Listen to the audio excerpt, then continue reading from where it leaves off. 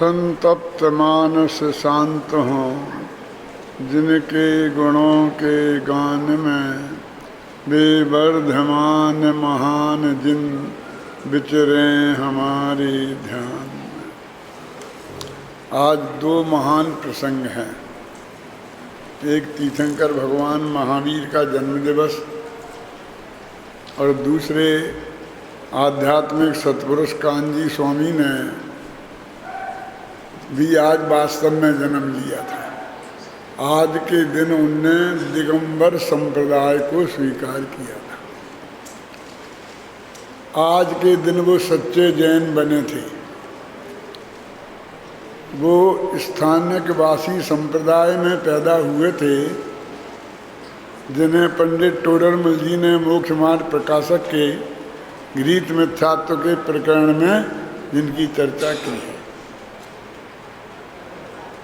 यानी वो गीत मिथ्यात्व के उस प्रसंग में पैदा हुए थे और उन्होंने आज वो सब छोड़कर मुँह पट्टी उतार कर और भगवान पार्श्वनाथ की मूर्ति के फोटो के सामने महावीर जयंती के दिन दिगंबर धर्म स्वीकार किया था। इसलिए हम तो दिगंबरों के हिसाब से उनका आज जन्मदिन ही मानते हैं, क्योंकि हमारे लिए तो उनका जन्म आज ही हुआ था।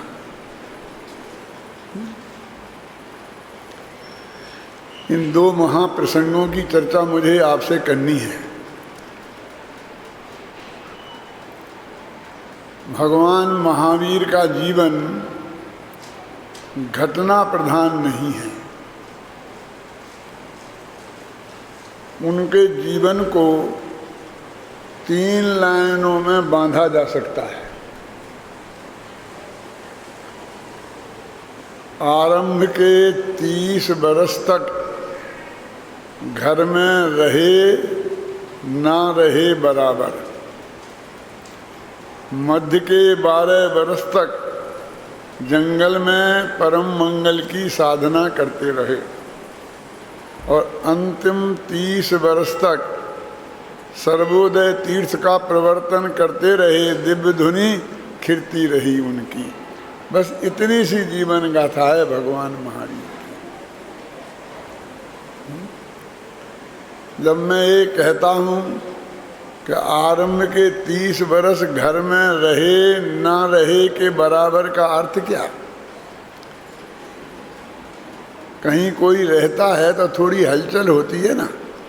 बच्चे होते हैं तो लड़ते हैं, झगड़ते हैं, कुछ तोड़ते हैं, फोड़ते हैं, क्या क्या नहीं करते हैं। सारा मोहल्ला परेशान रहता है। लेकिन भगवान महावीर जहाँ रहते थे तो किसी को पता ही नहीं चलता है कि यहाँ कोई रहता है। अपने में मगन, एकदम वैराग्य प्रवृत्ति के शांत बालक थे। जब मैं ये बात कहता हूँ तो लोग कहते हैं ऐसा कहीं होता है? बचपन में तो नटखट सभी होते हैं, सभी ऊधम करते हैं, सभी के घुटने टूटते हैं, दांत टूटते हैं, घुटने फूटते हैं, गिरते हैं, चढ़ते हैं, पेड़ की शाखाओं पर चढ़ते हैं, वहाँ से गिर जाते हैं, क्या क्या नहीं होता है। भगवान महावीर के साथ भी ऐसा कुछ ना कुछ अवश्य हुआ होगा, पर हमारे आचार्यों ने लिखा नहीं। क्यों नहीं लिखा?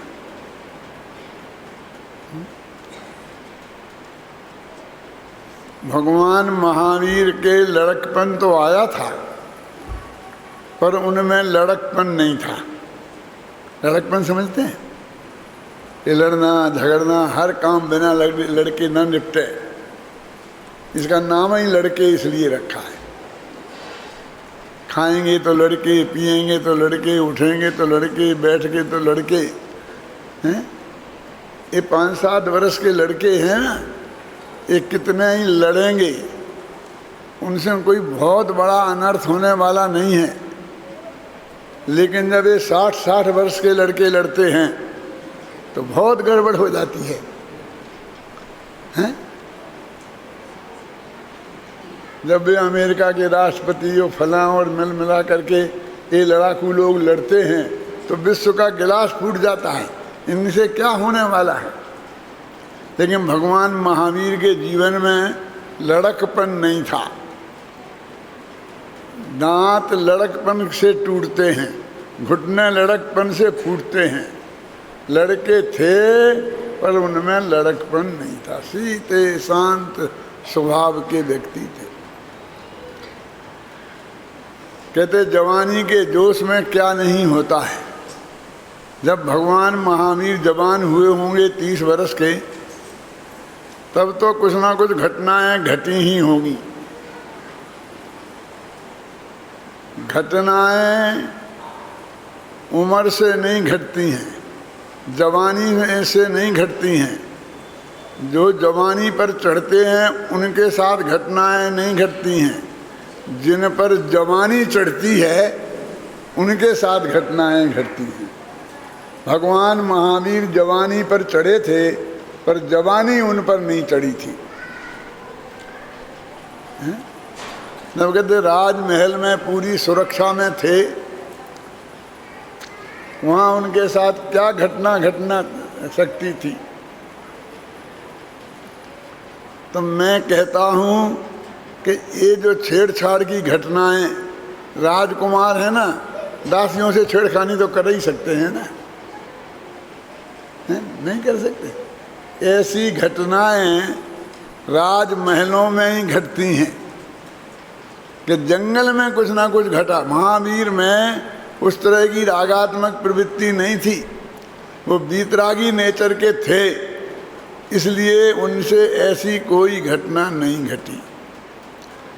कि दीक्षा लेने के बाद जंगल में तो कुछ ना कुछ घटा ही होगा। पाप के उदय से घटनाएं घटती हैं या पाप भाव से घटनाएं घटती हैं। उनके पाप का उदय नहीं था इसलिए जंगल में घटनाएं नहीं घटी, और अंदर में पाप भाव नहीं था इसलिए महल में दुर्घटनाएं नहीं घटी। महल में दुर्घटनाएं अपने अंदर के विकार से घटती हैं और जंगल में दुर्घटनाएं अपने पाप कर्म के उदय से। उनका जीवन अत्यंत पवित्र है, कोई घटनाएं नहीं घटी। केवल ज्ञान होने के बाद तो कोई घटना होने की सवाल ही नहीं खड़ा होता। फिर मैं एक बात कहता हूं, उनका राग घटा था कि नहीं घटा था, मोह घटा था कि नहीं घटा था, वे रागी से बीतरागी बने थे कि नहीं बने थे, वे अज्ञानी से ज्ञानी बने थे कि नहीं बने थे। तो ये घटना आपको घटना ही जैसा नहीं लगता है?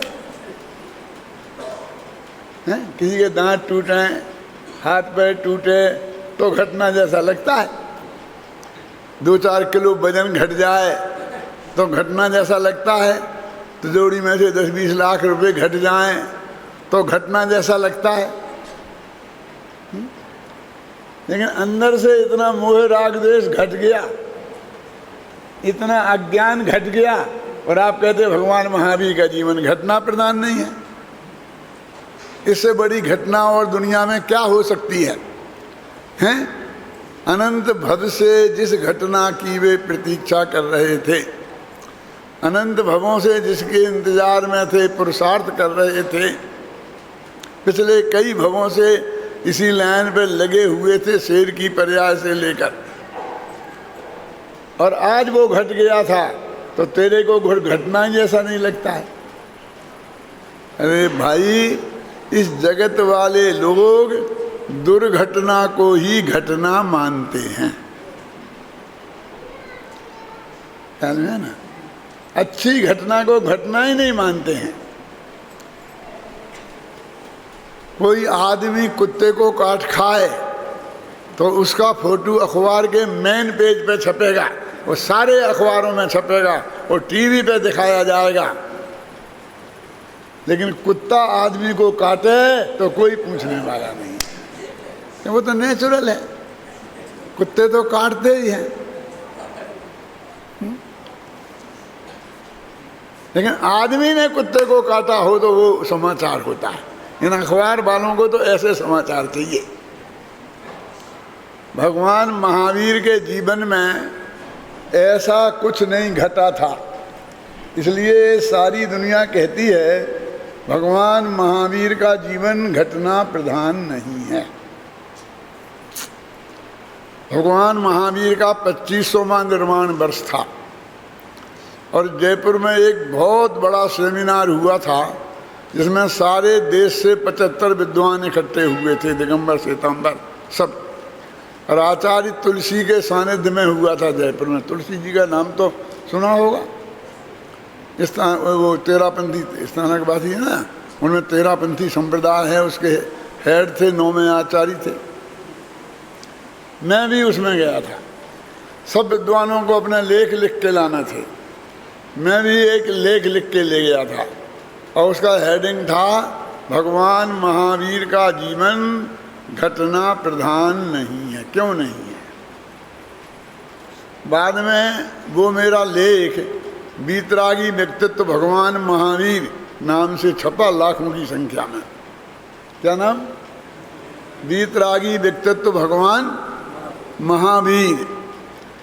तो वहाँ सब लोगों का एक प्रश्न था कि भगवान महावीर का 25वां निर्वाण वर्ष है, हम सब लोगों को भगवान महावीर पर कोई ना कोई किताबें लिखना चाहिए, बढ़िया से बढ़िया। लेकिन विद्वान कहते थे लिखें क्या, भगवान महावीर के जीवन में कुछ है ही नहीं माल है? क्या लिखें? कुछ लोग कहते थे नहीं है तो अपनी तरफ से कल्पना लगाओ, जोड़ दो कल्पना से। तुम लोग साहित्यकार हो ना, तुम तो क्या नहीं क्या कमाल कर सकते हो। और एक आदमी ने ऐसा फिर किया, वीरेंद्र जैन करके एक आदमी था, उसने भगवान महावीर पे 2000 पेज का उपन्यास लिख दिया। अब क्या लिखते, ना वे कॉलेज गए थे, ना किसी से उनने लव मैरिज कुछ हुआ था, कुछ हुआ ही नहीं था। उनकी सग्गी मौसी जो चंदना थी, और चंदना के साथ ऐसा वर्णन किया है जैसे वे कॉलेज के एक लड़के लड़कियां हैं और वहाँ पर खूब मस्ती कर रहे हैं। शर्म आ जाए। हम और आप पढ़ नहीं सकते हैं, पढ़ने की कोशिश भी मत करना, जरूरत ही नहीं है। मैंने पढ़ी है इसलिए कह रहा हूँ आपको।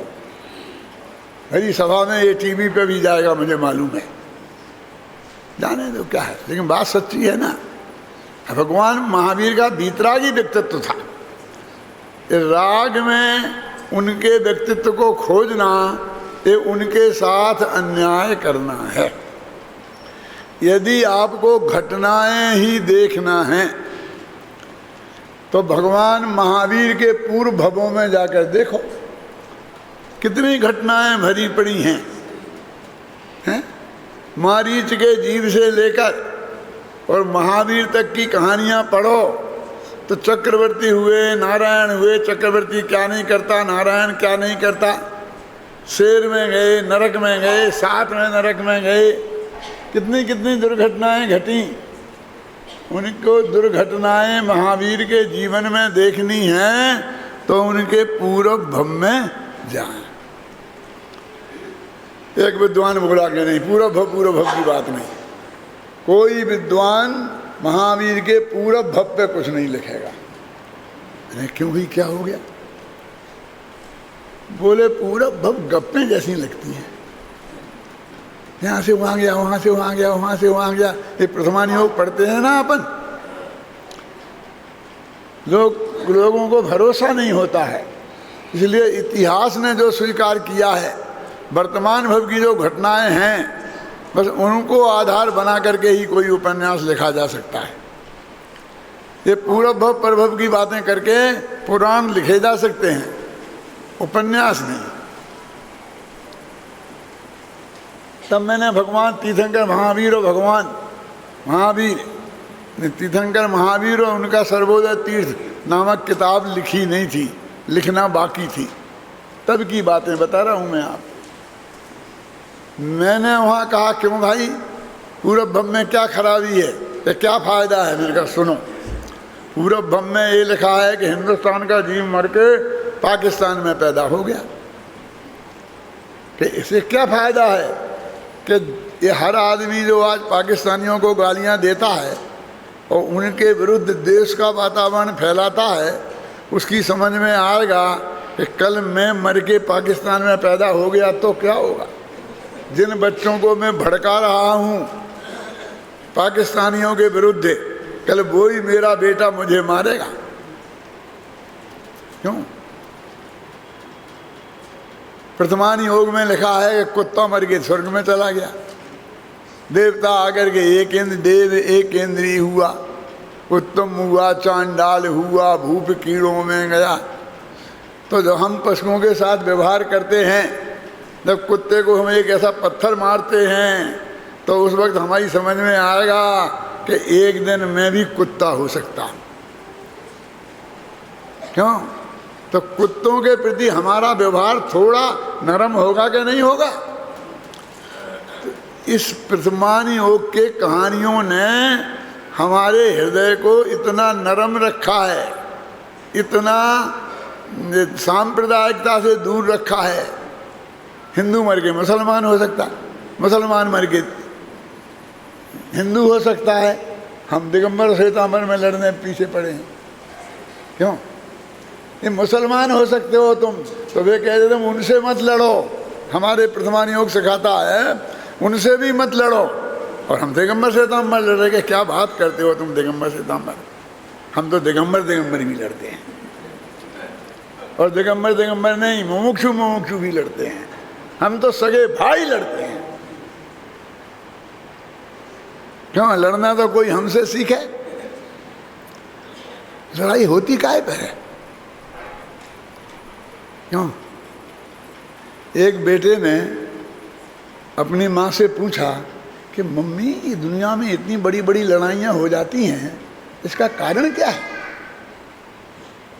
कहा बेटा तू समझता नहीं, इधर आ मैं बताता।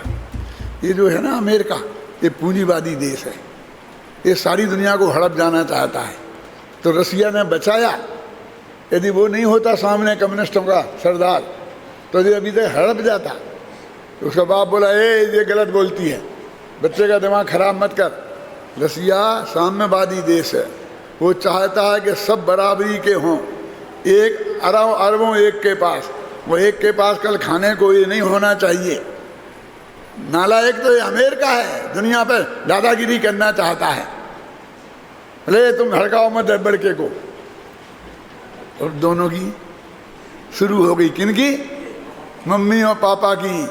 लड़का बोला मम्मी समझ में आ गया कि लड़ाइयाँ कैसे होती हैं।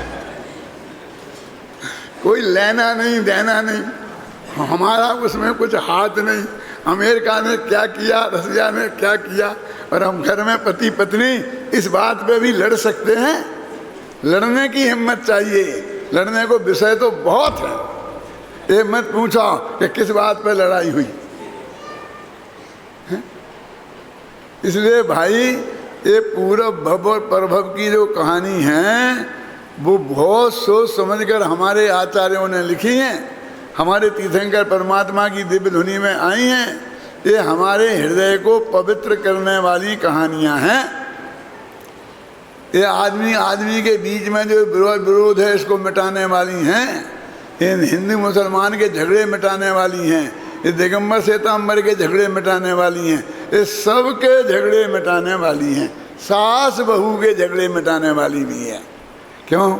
ऐसा भी हो सकता है आज मैं जिसकी सास हूँ कल वो मेरी सास हो जाए। 18 नाते की कहानी तो तुमने आपने पढ़ी होगी ना। 18 नाते की कहानी आती जैन धर्म में हैं। इसलिए ज़्यादा सासपना नहीं दिखाऊं, थोड़ी अकड़ कम रखूं। उपन्यास सम्राट प्रेमचंद जी ने एक कहानी में लिखा है, निर्मला नाम का उनका एक उपन्यास है, उसमें लिखा है कि इन माताओं बहनों में जो इतनी सज्जन होती हैं, सास बनते ही न मालूम कैसे 4 तत्व पैदा हो जाते हैं। ऐसा लिखा कि सास बनते ही मामला गड़बड़ हो जाता है। वैसे तो बहुत सज्जन दिखती हैं,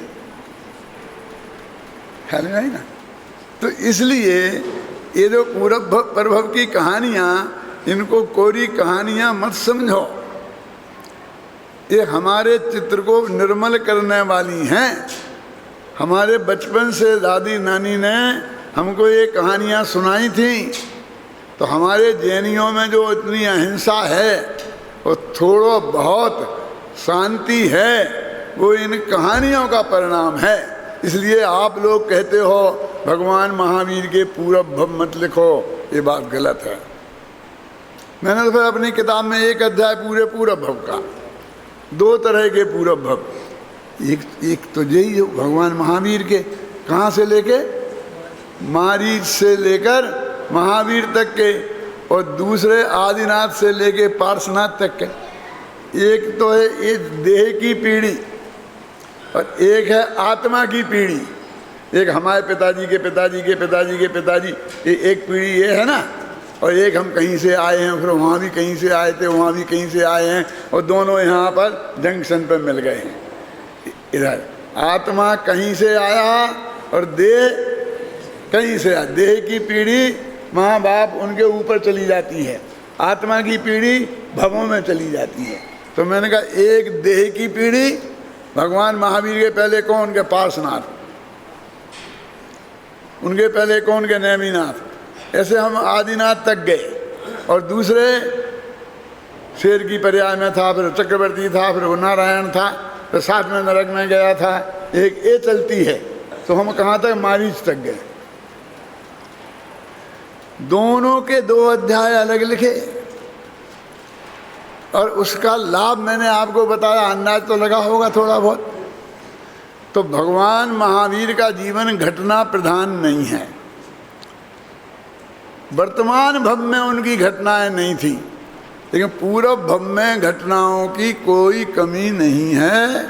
यदि आप घटनाओं में ही भगवान महावीर को देखना है तो पूरब भव में जाओ, लेकिन घटनाओं से देखने से अच्छी तरह से दिखाई देंगे नहीं महावीर। एक कांच होता है ना, दर्पण, यदि वो अखंड रहता है तो उसमें बहुत बढ़िया दिखता है अपना चेहरा वगैरह, और यदि वो टूट जाए, टुकड़े हो जाएं, तो क्या हो जाएगा, जितने टुकड़े होंगे तुम उतने में बट जाओगे, तुम बट जाओगे। तुम देखोगे कहीं छोटे, कहीं बड़े, कहीं ऐसे, कहीं ऐसे। अखंड दर्पण चाहिए। भगवान महावीर के अखंड जीवन को हम देखेंगे तो हमें भगवान महावीर दिखाई देंगे, नहीं तो राग द्वेष के पुतले दिखाई देंगे, कहीं लड़ते दिखाई देंगे, कहीं झगड़ते दिखाई देंगे, कहीं शेर की पर्याय में दिखाई देंगे, कहीं नारायण दिखाई देंगे, कहीं चक्रवर्ती दिखाई देंगे। तो भगवान महावीर का जीवन वर्तमान में घटना प्रधान नहीं है। एक बात हुई, कहते साहब है कैसे नहीं, 4-5 घटनाएं तो उनके जीवन में घटी थी। कौन सी घटी थी? एक वो सांप को काबू में कर लिया था, एक वो हाथी को पकड़ लिया था। पर क्या हुआ था, एक कोई देवांगनाएं आ गई थी, खूब नाची थी, लेकिन वे चक्कर में नहीं आए थे। कोई राक्षस आ गए थे, बहुत मारने को फिरे थे, लेकिन वे डरे नहीं थे। तो कुछ तो हुआ था, ऐसा मत बोलो आप। उनके जो 5 नाम पड़े हैं ना, वो ऐसे ही तो पड़े हैं, वर्धमान, सनमति, वीर, अतिवीर और महावीर। कहते सांप को काबू में कर लिया था इसलिए महावीर, और हाथी को काबू में कर लिया इसलिए अतिवीर। 2 वीर हमने बढ़ा दिए, वीर तो थे ही वे।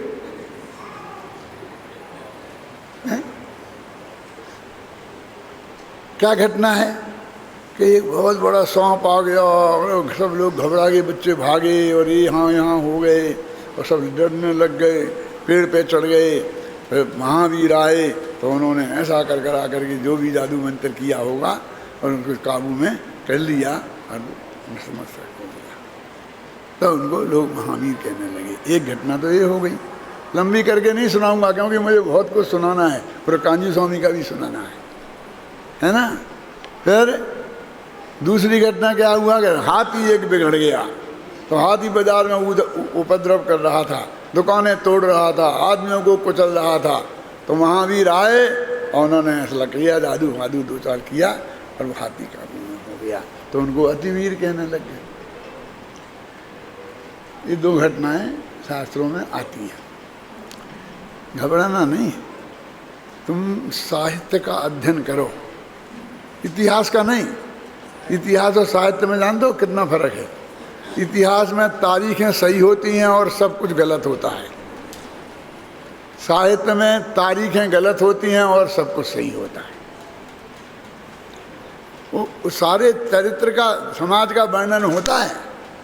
उस जमाने में दो खतरे बहुत बड़े थे समाज में रोजाना। एक तो सांपों का, ये हिंदुस्तान को विदेशी लोग तो सांपों का देश कहते हैं, सपेरों का देश। सपेरों की बहुत कीमत थी यहाँ, क्योंकि वे सांपों को काबू में रखते थे।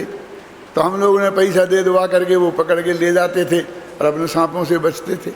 और सांप का मंत्र जानने वाला, झाड़ फूंक के जहर उतार दे, वो गांव का भगवान होता था। सबसे ज़्यादा पूजा जाता था। जैसे आजकल डॉक्टर बैठे ना, ऐसे भी पहले उस ज़माने में गांव में वो बैठे रहते थे।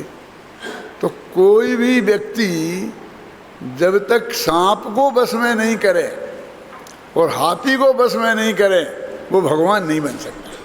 हर धर्म के भगवानों की ये हालत है। घबराना नहीं, खतरनाक बात कह रहा हूँ। पहली दफ़े सुन रही हो ना मुझे, क्या और दफ़े सुना है कहीं? हैं? सुना है? अच्छा सुनो, क्या कह रहा हूँ कि दो बातें होना चाहिए। तो सब धर्म वालों ने अपने भगवान के साथ में एक घटना जोड़ दी। श्री कृष्ण में भी नाग दमन हुआ था, उनने भी बच्चे किए थे। हर जगह चाहे होए चाहे नहीं होए, जो वो कह रहे थे ना मैं पंडित कि घटनाएं नहीं हो तो तुम जोड़ दो, यहाँ से लेके वहाँ से लेके कहीं से लेके नागिया दमन करके श्री कृष्ण इतने बड़े बन गए, तो महावीर को एक आध नाग को तो काबू में कराओ।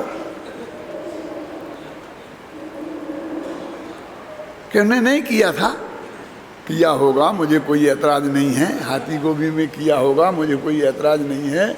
लेकिन मैं एक कहना चाहता हूँ कि हाथी को और सांप को बस में करने से कोई अतिवीर और महावीर नहीं होता।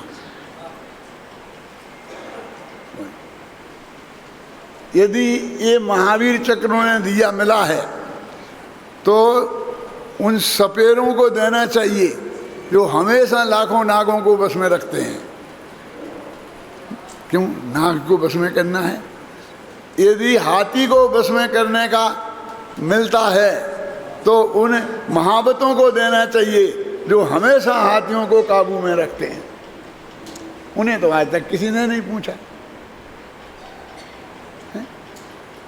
हाथी में बस में करना और सांप को बस में करना ये कोई महावीरता नहीं है। ये बच्चों के लिए महावीर हो सकते हैं, ये खेल खेल के महावीर हो सकते हैं। ख्याल में आए ना? शास्त्र में लिखी हैं साहब, तो शास्त्र में भी उनके बचपन की तो लिखी हैं। हम तो तीर्थंकर महावीर जो सर्वज्ञ वीतरागी थे उनके पुजारी हैं। वो बालक महावीर के नहीं, जिसने सांप को बस में किया था, जिसने राजकुमार महावीर के नहीं, जिसने हाथी में बस में किया था। हम राजकुमारों को पूजने वाले नहीं हैं, हम राजाओं को पूजने वाले नहीं हैं। हम तो जो दीक्षा लेके नग्न दिगंबर दशा धारण करें, हम तो उनके पुजारी हैं।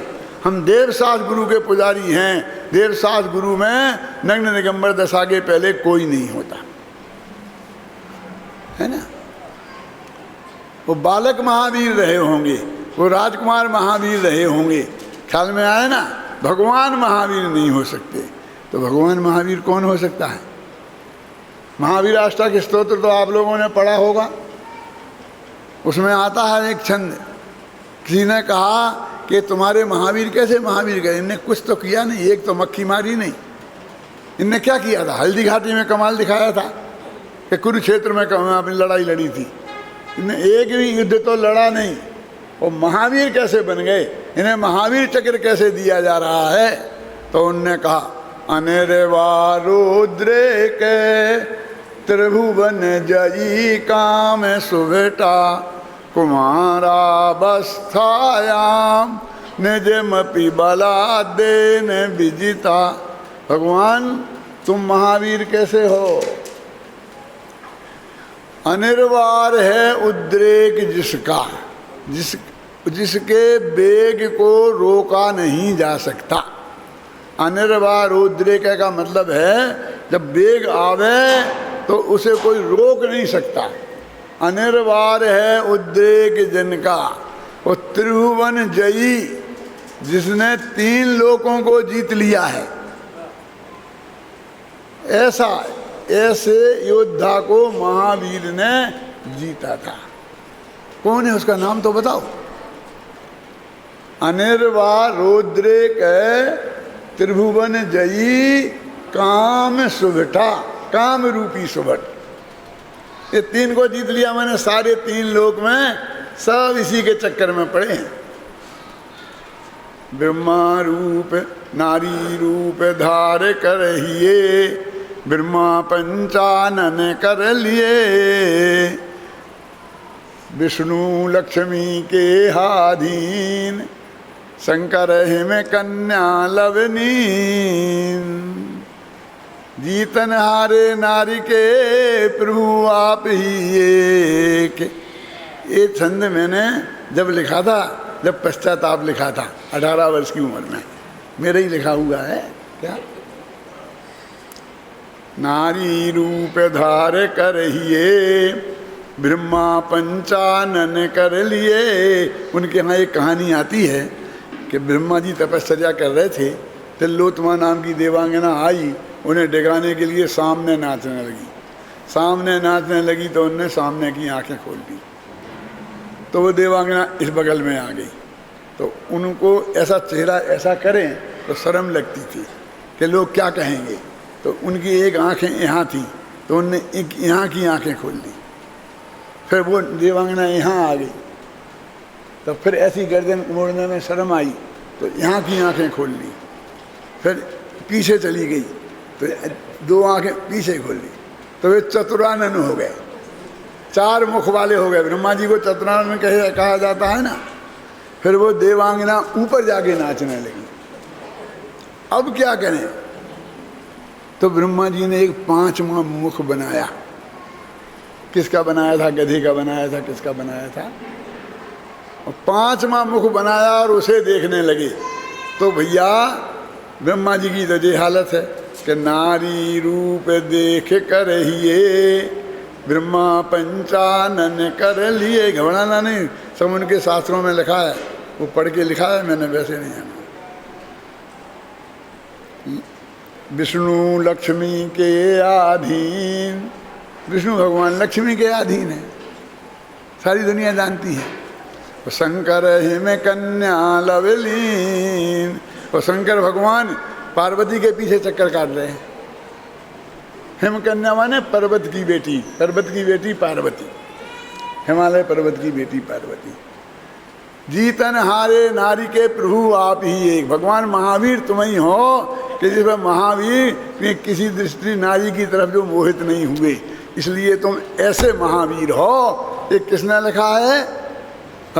महावीर अष्टक स्तोत्र में भागचंद कवि ने, जो आप बोलते हो संस्कृत भाषा का स्तोत्र है, कि महावीर महावीर कैसे बने? किसी सांप को मार के नहीं, हाथी को बस में करके नहीं। ख्याल में आए ना? अपने अंदर के विकारों को जीत कर वे महावीर वास्तव में महावीर बने हैं। तो मैं आपसे कह रहा था कि भगवान महावीर के बचपन में कोई घटनाएं नहीं घटी, क्योंकि राजमहल के भीतर रागियों की के साथ घटनाएं घटती हैं और वीतरागियों के साथ जंगल में घटनाएं घटती हैं। ना उनके पाप का उदय था, समझे ना, इसलिए ना पाप राग भाव था, इसलिए उन्हें दोनों जगह घटनाएं नहीं घटी। दीक्षा लेने के बाद भी जिन पर उपसर्ग आते हैं वे मुनिराज महान हैं, कि जिन पर उपसर्ग नहीं आते हैं वे महान हैं। सोचो, उपसर्ग पुण्य के उदय से आते हैं कि पाप के उदय से? पाप के उदय से आते हैं ना। भगवान पारसनाथ पर पत्थर बरसे, है ना, किसकी गलती थी? बच्चे बच्चे को मालूम है, कमठ की, कमठ ने बरसाए थे। कुछ उनका भी कोई पुण्य पाप होगा कि नहीं? हमें बस दूसरों की गलती देखते हैं, कुछ अपनी भी तो हो सकती है। कोई हमें गालियां दे रहा है, हमें मारपीट कर रहा है, तो उसी की गलती है पूरी। कुछ हमारी भी तो होगी, कुछ हम में भी अपलक्षण होंगे। ऐसे तो कोई किसी को मारने को नहीं दौड़ता है, क्यों? हमारे भी अंदर है ना कोई खराबी। उनके भी पाप का उदय था कि नहीं था? तो मुनिराजों के हमने तो उन्हीं के चित्र लगाए। किनके? जिनके माथे पे सिगड़ी जड़ा दी थी, जिनके शेरनी खा गई थी, स्यालनी खा गई थी, कोई बिल्कुल जिनके शांत मुद्रा थी, हैं, जिनमें कोई उपसर्ग नहीं था, उनको तो नंबर ही नहीं आता हमारे यहाँ। हम तो उन्हीं के गीत गाते हैं। तो तेरे को कौन दुख है, मृत्यु महोत्सव भारी। कौन? इतनी सिगड़ी जलाई थी, शालनी खा गई थी।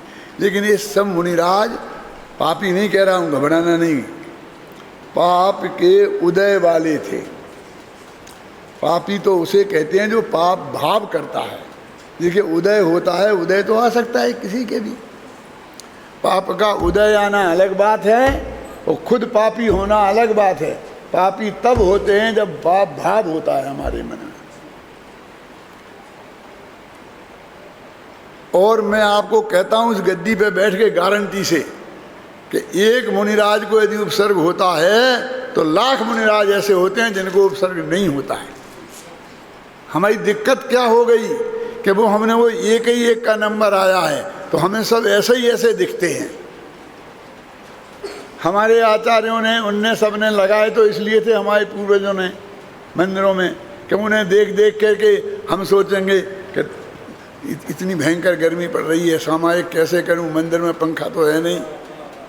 तो कहें भाई, उनके तो इतनी भयंकर गर्मी थी, पांडवों को वो पहना दिए थे, उनके माथे पे सिगड़ी जला दी थी, तो तेरे को कौन दुख है, उनके आश्वासन के लिए उनने लगाए थे।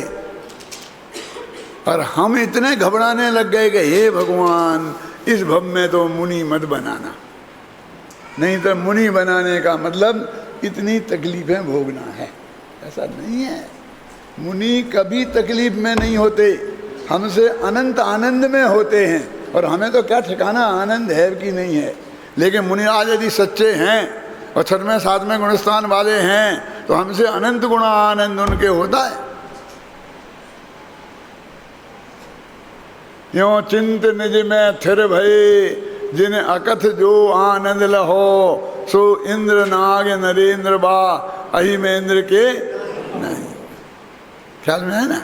बहुत समाधि मरण लेते वक्त सबको बहुत तकलीफ होती है, मरते वक्त बहुत तकलीफ होती है। ये झूठी धारणाएं हैं, हमको डरा दिया है पहले से ही। समाधि मरण में बहुत शांति होती है। सबका मरण तकलीफ वाला नहीं होता है, वो तकलीफ तो बीमारियों की है, समाधि मरण की थोड़ी है, यदि है भी तो। लेकिन ऐसा भी हो सकता है कि बिल्कुल शांति से मैं प्रवचन करते करते और एक ऐसी जमाई आए चला जाऊँ, एक छींक आए और मैं चला जाऊँ। ऐसा भी हो सकता है नरेश जी। मरण कोई तकलीफदायक होता है ऐसा नहीं है, घबराना मत बिल्कुल भी। ऐसा हो जाएगा, क्या हो जाए, प्रवचन करते करते हे भगवान ऐसा तो नहीं होवे। क्यों नहीं होवे? ये एक मुनिराज जंगल में बैठे आत्म ध्यान करते ही करते तो स्वर्ग चले जाते हैं कि नहीं चले जाते हैं। एक बनिया दुकान पे बैठे बैठे कपड़ा बेचते बेचते मर जाता है कि नहीं मर जाता है, हैं? एक वकील अदालत में बहस करते करते मर जाता है कि नहीं? डॉक्टर दूसरे का इलाज करते करते मर जाता है कि नहीं? तो एक पंडित प्रवचन करते हुए मरे, इसमें खराबी काय की बात है? अच्छी बात है। कहने नहीं आपका ऐसी बुरी मौत आपकी क्यों हुई? ये बुरी कहाँ है, ये तो सबसे बढ़िया मौत है। क्यों कि सक्रिय जीवन में क्या चला गया, किसी की सेवा कराने का मौका नहीं लगा, किसी से एक गिलास पानी मांगने की जरूरत नहीं पड़ी। क्यों, है ना बढ़िया? तो ऐसा घबरा दिया है जबरदस्ती, कोई तकलीफ का नाम समाधि मरण नहीं है। मैं तो गया था विद्यानंद जी महाराज के पास, 1 साल पहले यहाँ आया था ना उधर, तो फिर मैं महाराज के पास गया था। अभी नहीं जा पाया मैं, क्योंकि बहुत दूर हूँ और मेरी हिम्मत नहीं पड़ती इतनी धूप में जाने की। जाना चाहिए था मुझे, नहीं जा पाया। तो मैंने महाराज से कहा, महाराज मैंने समाधि मरण लेने का विचार किया है। ये वीर सागर साथ में था मेरा गवाह के रूप में। तो महाराज बोले छूटते ही पानी में छोड़ देना। अरे क्या कह रहे, पानी में छोड़ देना? मैंने क्या कह रहे महाराज, जब समाधि मरण लूंगा तो सब छोड़ूंगा धीरे धीरे। ये क्यों कह रहे पानी नहीं छोड़ देना? बोले भगवती आराधना पढ़ो। अब भगवती आराधना मैंने पढ़ी है, लेकिन 2200 गाथाएं हैं। अभी मैं जाकर थोड़ी देर 2 मिनट में पढ़ लूँगा। मैंने कहा ऐसे काम नहीं चलेगा, मुझे बताओ गाथा नंबर, पेज नंबर बताओ कि कहाँ है, क्या लिखा, मुझे क्या बताना चाहते हो। तो उनने 40 पेज वहाँ से तैयार करे थे, लेख में एक मुझे लाके दे दिए। मैंने वो भगवती आराधना भी पढ़ी, उसमें लिखा था कि जब तक ये शरीर को ये पोषण देता है कौन, अनाज खाना, तब तक नहीं छोड़ना, ऐसा लिखा। जब ये शरीर को हानि पहुंचाने लग जाए तो छोड़ना। पानी का लगा अंत तक। अरे क्या कह रही है? वो सही बात इसलिए है कि तुमने छोड़ दिया पानी, अब बहुत जोर की प्यास लग रही है, अभी एक चम्मच पानी डाल देंगे तुम्हारे मुंह में तो कोई शराब नहीं डाल दी है, शुद्ध सात्विक पानी डाला है ना, गरम। उसे कोई तुम साध में नरक में जाने वाले नहीं हो। लेकिन जो परिणामों में संकलेश परिणाम हो गया है और तुम्हारा परिणामों से वहाँ से हट के थोड़े आत्मा के चिंतन में तुम्हारे परिणाम आ गए तो बहुत बड़ा फायदा हो जाएगा। मैंने एक किताब लिखी है, उसका नाम है समाधि मरण है। वो यहाँ पर मैंने व्याख्यान भी किए थे। कहाँ, कौन सा नगर? विश्वास नगर में 7 व्याख्यान किए थे समाधि मरण पर। उस वक्त मैंने वो किताब भी लाया था यहाँ। तो मैं आपसे ये कह रहा हूँ कि वास्तव में स्वरूप क्या है। हमने जो एक झगड़ा दिमाग में खड़ा कर लिया है और धर्म से हम घबराने लग गए। वृत्त माने, उपवास माने, अमर। अरे उपवास में आनंद आता है, उपवास में तकलीफ नहीं होती है। हमारे जो धर्म के आचरण जो आचार्य देवों ने बताए हैं वो सब आनंदमय हैं। जो धर्म ध्यान आनंद रूप माना मैं उसको दुख स्वरूप। मैंने सिद्ध भगवान की पूजन में जयमाला में ये बात लिखी कि जो धर्म ध्यान आनंद रूप था मैंने उसे दुख स्वरूप मान लिया, क्योंकि मेरी परिणति ऐसी हुई कि हमें दुख ही दिखाई दिए, उसमें आनंद दिखाई नहीं दिया। जो असली चीज़ तो हमारे जीवन में आई नहीं। तो भगवान महावीर का जीवन एकदम शांतिमय था। दीक्षा लेने के बाद तो हमारे मुनिराज, तीर्थंकर मुनिराज मौन ले लेते हैं, बोलते ही नहीं। फिर समोषण के बाद जब केवल ज्ञान हो जाता है तब दिव्य ध्वनि खिरती है, वे बोलते नहीं। वे तो मैंने मुनि दीक्षा ली तो मौन लिया, तो अनंत काल तक के लिए उनने मौन ले लिया। तो भगवान महावीर में जो जितना भी धर्म का स्वरूप है, जो 12 महीना हम आपको सुनाते हैं, वो सब भगवान महावीर की दिव्य ध्वनि का ही सार है। अब थोड़ी चर्चा स्वामी जी के बारे में कर लें। स्वामी जी ने आज के दिन, मैंने बोला ना, मुँह पट्टी खोलकर दिगंबर धर्म स्वीकार किया था। असली उनका दिगंबर धर्म में जन्म तो आज है। असली कांजी स्वामी जयंती तो आज की है। और हमारी इस संस्था ने नक्की किया कि हम उपकार दिवस के नाम पर जो मनाते हैं उनके जन्मदिन पर नहीं जा करके उनके दीक्षा परिवर्तन दिन पर जाएंगे। इसने बहुत बढ़िया काम है, दिगंबर धर्म में उनका जन्म हुआ है। इससे एक फ़ायदा और है विमल कुमार जी कि जब वो उनका असली जन्मदिन आएगा ना तो सारे देश में मनाई जाएंगी, सोनगढ़ में मनाई जाएगी, देवलाली में मनाई जाएगी, तो विद्वान आपको मिलेंगे भी नहीं। हम खुद देवलाली में बुक हैं, तो हम खुद ही नहीं आते, और आज मनाया आपने तो हम यहाँ आ गए। तो ये भी फायदा है कि हमको विद्वानों की सहज उपलब्धि हो जाएगी हैं। और असली हमारे लिए है, मैंने एक कहानी लिखी है, उसका नाम है परिवर्तन। परिवर्तन कहानी, आप कुछ भी कहो, मेरी एक किताब है कहानियों की, उसमें 11 कहानियाँ हैं, उसमें एक परिवर्तन नाम की कहानी भी है। पढ़ी तुमने किसी ने? किताब देखी है किसी ने? देखी हो वो हाथ उठाओ, बस नहीं देखी अभी क्या बताएं। देखना, पढ़ना, कहानियाँ हैं। क्या कहानी का नाम क्या है? परिवर्तन। जब कान्जी स्वामी ने ये परिवर्तन किया तो उसके बहुत पहले उनको समय सार मिल गया था। 17 वर्ष पहले समय सार मिल गया था, 13 वर्ष पहले मोक्षमार्ग प्रकाशक मिल गया था, और उनको वस्तु का स्वरूप ख्याल में सच्चा धर्म कौन सा है, दिगंबर धर्म में आ गया था। और अपने लोगों को समझाते भी थे कि भाई ये सच्चा धर्म है, अब इस धर्म में मैं ज़्यादा दिन नहीं रहूँगा। तो लोग कहते नहीं नहीं महाराज आप यहीं रहो, सबको सुनाओ, भले ही आप मुँह पट्टी बांधे रहो और सुनाओ यही दिगंबर धर्म, समय सार सुनाओ, हम सब सुनेंगे।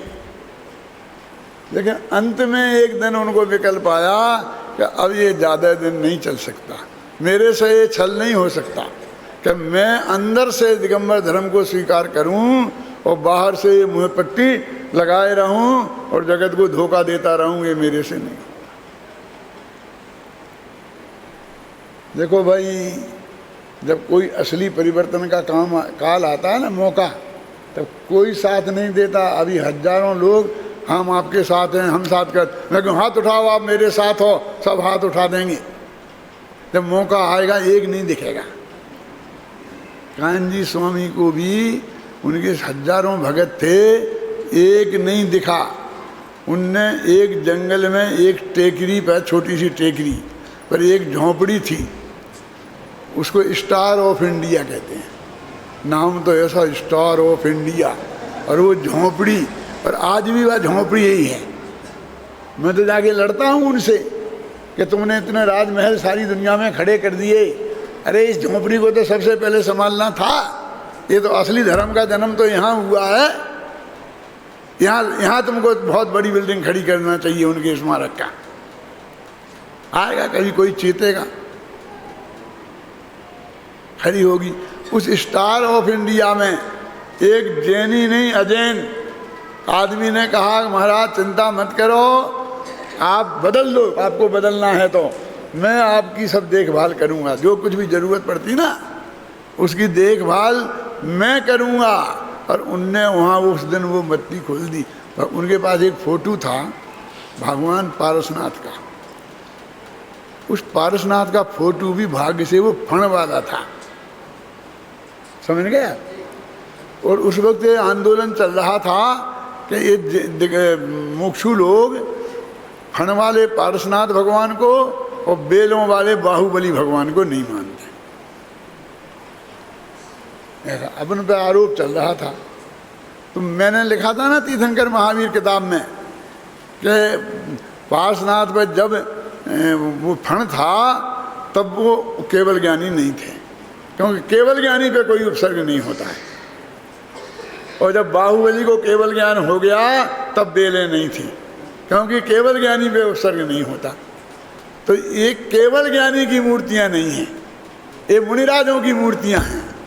अब मैंने तो ये वस्तु का स्वरूप बताया था, तो लोगों ने हल्ला कर दिया कि ये इनको उनको बेलों वाली मूर्ति को नहीं मानते और उनको नहीं मानते। धर्म संकट खड़ा हो गया सारे देश में। तो मैंने इंटरव्यू लिया था कान्जी स्वामी से, वो छपा है, मेरी किताब का नाम है चैतन्य चमत्कार, और उसमें आत्म धर्म में छपा था।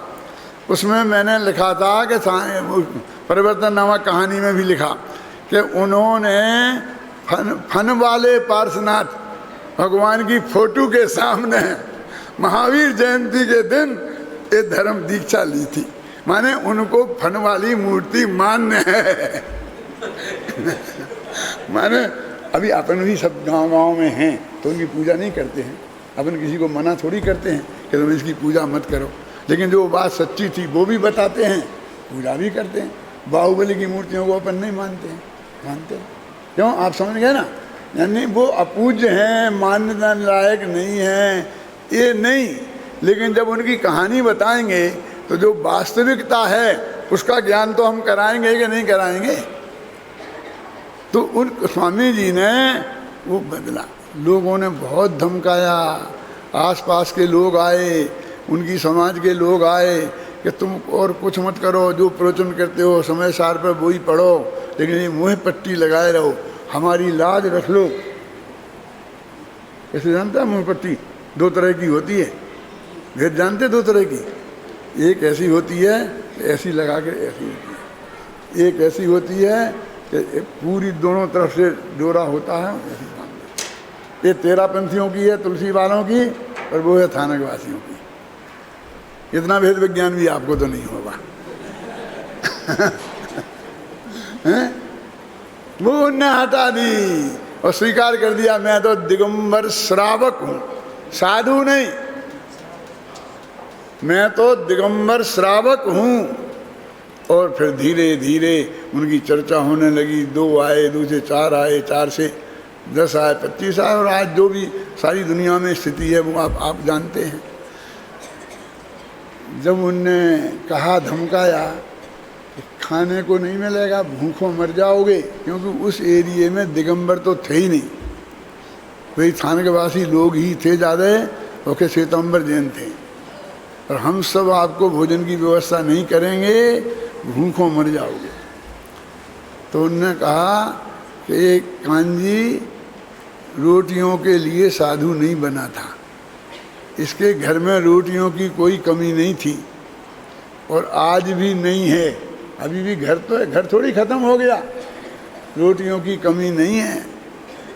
मैं तो आत्मा के कल्याण के लिए साधु बना था और आज मेरी समझ में आ गया कि ये सही नहीं है, ये साधुता सही नहीं है और ये धर्म सही नहीं है। जो कुंद कुंद की वाणी है, दिगंबर धर्म है, एकमात्र वही सही है, इसलिए मैंने छोड़ दिया। अभी आपको जो दिखे सो करो, मुझे कुछ नहीं कहना है आपको। रोटियां मिलेंगी तो मिल जाएंगी, नहीं मिलेंगी तो नहीं मिलेंगी, जितने दिन देह चलेगी चल जाएगी, नहीं चलेगी तो नहीं चलेगी। अब मैं और आपसे पूछता हूँ, लोग कहते हैं कि साहब हमने सुना कि आप कांजी स्वामी के शिष्य हो। कहाँ हैं? हमने सुना कि आप कांजी स्वामी के धर्म में हो गए हो। मैंने कहा ये बात गलत है, कांजी स्वामी हमारे धर्म में हुए हैं, हम उनके धर्म में नहीं हुए हैं। हम तो मूल दिगंबर हैं, हमारे तो पिताजी, माताजी, दादाजी 7 पीढ़ी से दिगंबर हैं, टोडरमल जी के हम नायक हैं। हमारे गांव के मंदिर में तो आज भी मालिन मंदिर के बर्तन नहीं मांजती है, हमारी माताएं बहनें जाके मानती हैं, और वो ईंट के चूरे से मानती हैं, उससे नहीं मानती हैं। टोडरमल जी की परम पवित्र जो शुद्धामनाएं है उसके मानने वाले हैं हम लोग। तो हम कहाँ किसी के धर्म में हमने बदला है कि उनने बदला है कि हाँ, उनने थानकवासी संप्रदाय छोड़कर ये दिगंबर धर्म स्वीकार किया है। फिर नमस्कार तो तुम उन्हें करते हो। आप समझे, फिर तो मामला उल्टा होना चाहिए विमल जी। मैंने कहा देखो, वे हमारी 7 पीढ़ी को नमस्कार करते हैं, वे हमारे कुंद कुंद को नमस्कार करते हैं, वे हमारे अमरचंद को नमस्कार करते हैं, वे हमारे टोडरमल को नमस्कार करते हैं, वे हमारे जयचंद छाबड़ा को नमस्कार करते हैं, हमारी 7 पीढ़ियों को नमस्कार करते हैं, इसलिए हम उन्हें करते हैं।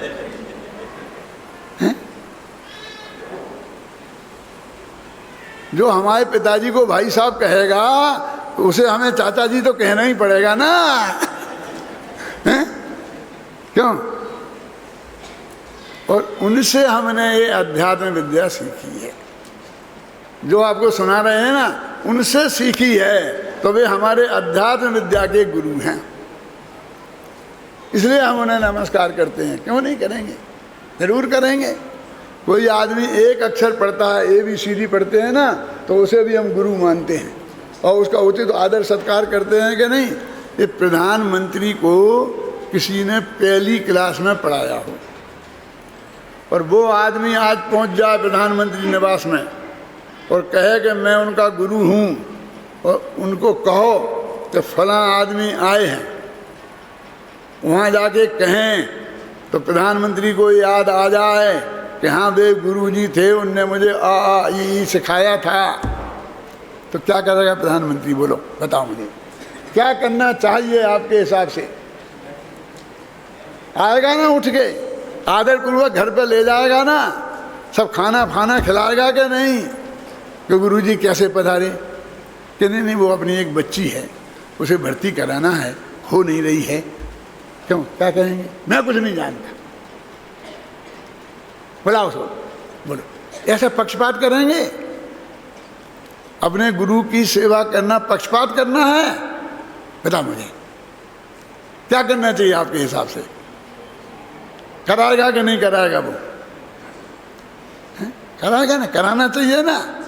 ऐसा हम कराते हैं, हमारी 7 पीढ़ी को माने, ये करें ना, तो हम उनको क्यों नहीं करेंगे नमस्कार? हमारे बुजुर्ग हैं और हमसे पुराने दिगंबर हैं। क्या कह रहे, हमसे पुराने दिगंबर हैं? अरे उनने तो 45 वर्ष की उम्र में वो साधुपना छोड़ के दिगंबर धर्म स्वीकार किया था, और हम तो जन्मजात हैं।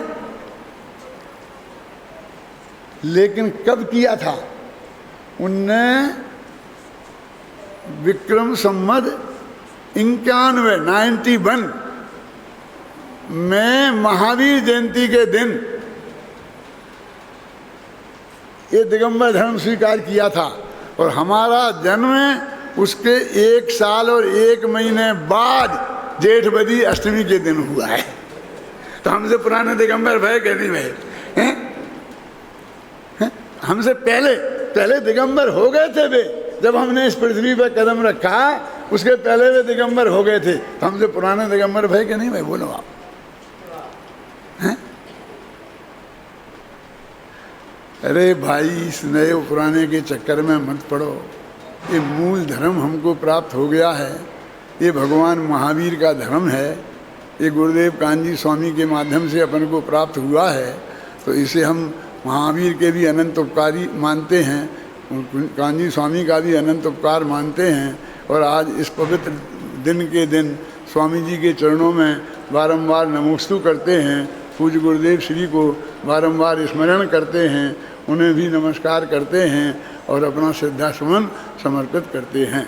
आप सभी भी उनका लाभ लें।